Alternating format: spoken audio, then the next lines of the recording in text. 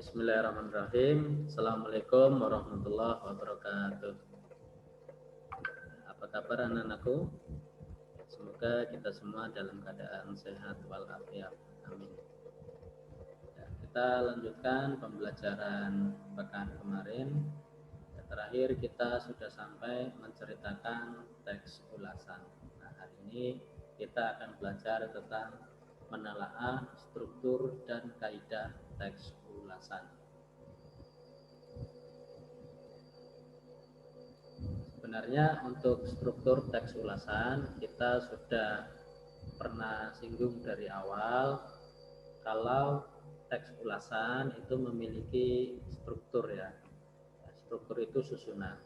Nah, dari awal sudah sampaikan bahkan ketika kalian membaca teks ulasan tentang hujan karya Terelie, di situ kalian sebenarnya sudah mendapatkan informasi tentang struktur teks ulasan, yang mana di dalamnya itu ada 5 struktur teks ulasan.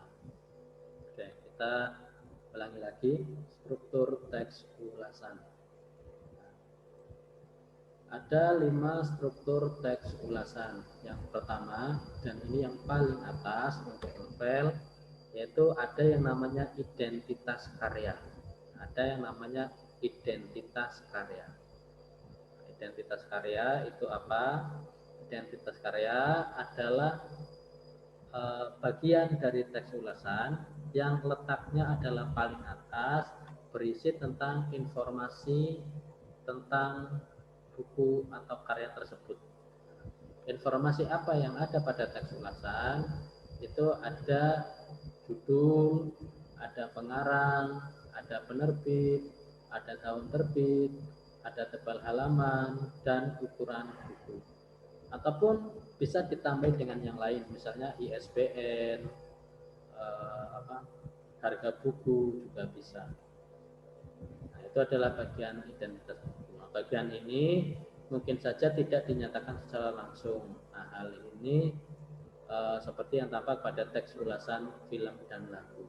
Nah, kalau pada teks novel, nah itu biasanya ada, karena di setiap buku itu ada informasinya biasanya, dan informasi itu yang kita tuliskan di bagian teks ulasan paling atas. Yang kedua adalah bagian orientasi. Nah, pada bagian orientasi ini terletak pada paragraf pertama. Kalau tadi kan identitas ada di bagian paling atas, tapi bentuknya seperti perincian. Nah, kalau orientasi itu ada di paragraf pertama setelah identitas. Nah, pada bagian orientasi ini menjelaskan keberadaan novel, apakah novel tersebut misalnya pernah mendapatkan penghargaan, ataukah novel tersebut misalnya mendapatkan perhatian yang cukup besar dari masyarakat, novel itu bestseller, atau novel itu pernah dialihbahasakan mungkin ke bahasa-bahasa yang lain. Nah, itu bagian orientasi di situ. Nah, isinya tentang aman saja orientasi, yaitu pengenalan, mengenalkan tentang novel tersebut, seberapa besar pengaruhnya pada masyarakat. Kemudian yang ketiga, sinopsis. Sinopsis itu adalah ringkasan cerita. Sinopsis itu adalah ringkasan cerita. Jadi ringkasan ini adalah rangkuman dari novel yang akan kita ulas. Kemudian setelah sinopsis itu ada analisis.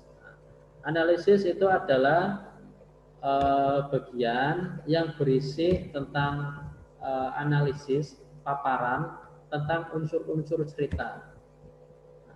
Jadi misalkan novel tersebut temanya apa, kemudian penokohannya seperti apa, tokohnya, alurnya, nah, itu dianalisis.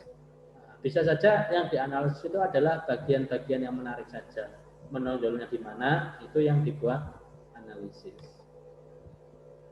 Kemudian bagian yang terakhir itu adalah evaluasi. Nah, evaluasi itu adalah bagian yang berisi tentang paparan tentang kelebihan dan kekurangan suatu karya. Nah, jadi setelah dianalisis, Kemudian di bagian bawahnya lagi kita paparkan tentang kelebihan dan juga kekurangannya. Nah, kemudian dalam evaluasi ini biasanya di bagian akhir itu ada rekomendasi. Nah, jadi buku itu, novel itu, nah itu cocok atau layak tidak untuk dimiliki atau dibaca. Nah, itu adalah bagian dari evaluasi. Oke. Itu adalah struktur teks ulasan. Jadi ada 5. Yang pertama adalah identitas karya, kemudian orientasi, kemudian sinopsis, kemudian ada analisis, dan yang terakhir ada evaluasi sekaligus rekomendasi kelayakan buku itu untuk dibaca atau dimiliki. Oke, mungkin itu saja yang bisa Pak Wawan sampaikan untuk struktur teks ulasan. Kita akan ketemu lagi di pembelajaran selanjutnya tentang kebahasaan teks ulasan. Oke, terima kasih. Wassalamualaikum warahmatullahi wabarakatuh.